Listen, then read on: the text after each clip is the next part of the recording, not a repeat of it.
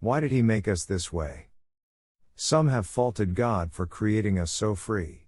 Many have complained that he should have restricted our choices to goodness only, and limited anyone from choosing evil.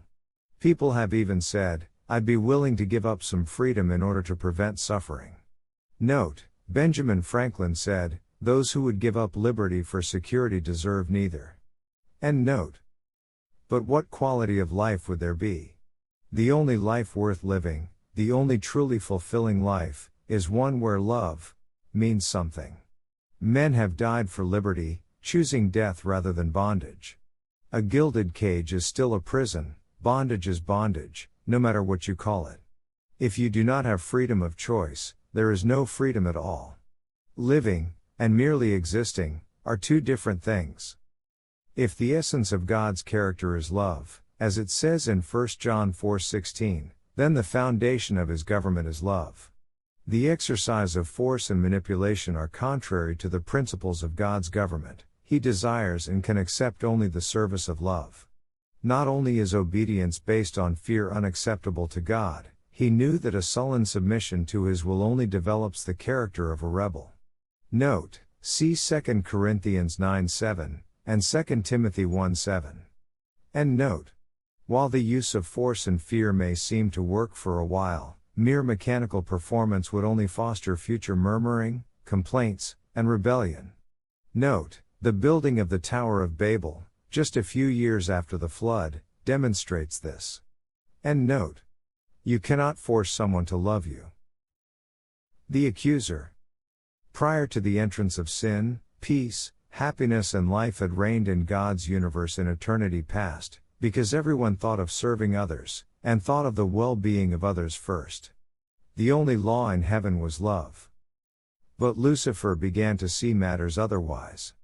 He began to see God's law of selfless service for others as limiting life instead of promoting it. He came to see the law of love as infringing on his rights as an intelligent, free being. He began merchandising his views to others. In Ezekiel 28:16 and 18, the Hebrew word translated merchandising, translating traffic in the King James Version, is translated tale-bearing, or gossip, in Leviticus 19:16, and slander in Ezekiel 22:9. We still use this euphemism when we say, I don't buy that, when someone is trying to convince us of something we don't believe. First, he was making mere insinuations. The first adjective used to describe Satan in the Bible is the word subtle. Note, read Genesis 3:1. End note. So we can only imagine the winsome facade he put on at first, claiming that he was only working for the good of everyone. He declared that the angels were good, and did not have need of God to tell them what was right and wrong. They had no need to obey any law laid down by God. He offered a better way to run the universe, with him as its default leader. Of course, his motto became, look out for number one. Self. He convinced a third of his fellow angels that self-seeking was superior to selfless love. Note, see Revelation 12:4. Stars are symbolic of angels in prophecy, see Job 38:7, and the tail represents lies, see Isaiah 9:15. End note. The sure results followed. He became a product of his selfishness. In John 8:44, Jesus said Satan was a murderer from the beginning, not holding to the truth, for there is no truth in him. When he lies, he speaks his native language, for he is a liar and the father of lies. Note, New International Version. End note. Yet no one ever says, what I am about to tell you is a lie. That would defeat the purpose. Thus, Satan masquerades as an angel of light. Note, 2 Corinthians 11:14. End note.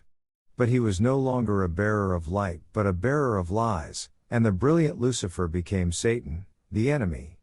Note, the Hebrew word is ha-Satan, the adversary. End note. Finally, he accused God outright, and openly charged him as unworthy of trust and respect. Note, this is his nature to this day.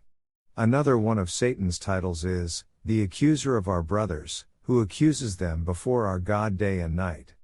Revelation 12:10. New International Version. End note.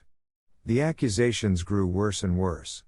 God is arbitrary, exacting, vengeful, unforgiving and severe. He even misconstrued God's loving warning as a death threat.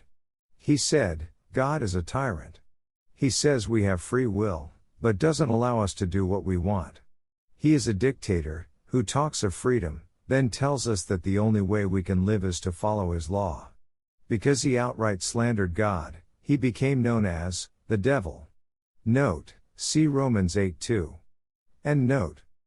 God warned him of the consequences of his course, according to the law of sin and death.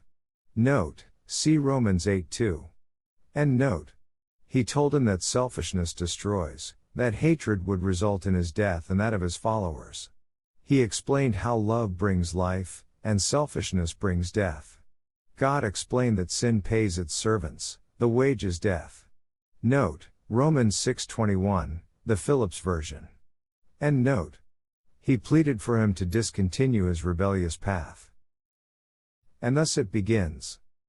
Satan knew God better than anyone else in the universe. He knew that God is love.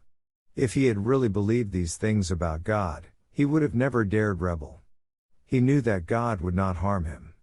He knew that God was a creator, not a destroyer, and would not hurt him. Note, it is Satan who is known as the destroyer in Revelation 9:11. End note. He erroneously thought he had something stronger than the gentleness of love and could overcome it, the use of force. Thus began the great cosmic war, the great controversy between Christ and Satan over the character and government of God. We are not told the time span, but God bore long with Satan before he had no other choice but to safeguard the peace of heaven by expulsing him and his followers.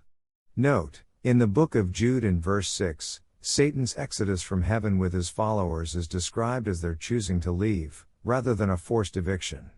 When he was here on earth, we are told that Jesus cast out the spirits with his word, in Matthew 8:16. End note. The record states, then war broke out in heaven. Note, the Greek word translated war here is polemos, from which we get our English word polemic, which means, an aggressive attack on or refutation of the opinions or principles of another, the art or practice of disputation or controversy. This plainly shows that this was not a war fought with physical attacks. End note. It continues, Michael and his angels fought against the dragon, Satan, and his angels. Note, Michael is what Jesus was called before he came to earth in human form. See Appendix 4 for details. End note. It continues, but the dragon was defeated, and he and his angels were not allowed to stay in heaven any longer. The huge dragon was thrown out, that ancient serpent, named the devil, or Satan, that deceived the whole world. He was thrown down to the earth, and all his angels with him.